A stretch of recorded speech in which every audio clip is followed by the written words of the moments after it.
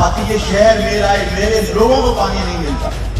آفاق میں جا کر ابھی چوڑیاں بند کرے نا کہ یہ انڈسٹری ایریا میں جو پانی جا رہا ہے تم بیچ رہے ہو، نہیں بیچنے دیں گے. اگر لوگوں کو 5-5 ہزار کا ٹینکر بیچ رہا ہے، 10-10 ہزار کا ٹینکر بیچ رہا ہے، یہ ہائیڈرنٹ نہیں چلنے دیں گے.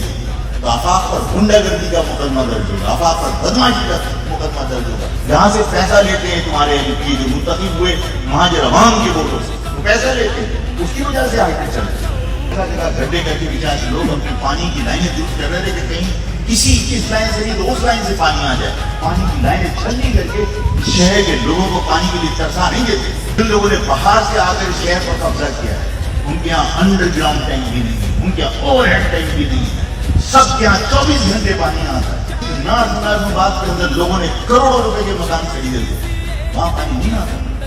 لیکن اس ناز بات کے اوپر پہاڑ گنج پہ کٹی پہاڑی پر 24 گھنٹے پانی آتا ہے. انڈسٹریل ایریا میں پانی بکتا ہے، تمہارا MP پیسے لیتا ہے. تمہارے ووٹوں سے منتخب ہونے والے MP جو اپنے آپ کو حق پرست کہتے ہیں، اس سارے مفاد پرست، انہیں تمہاری قوم کی ختم کیا.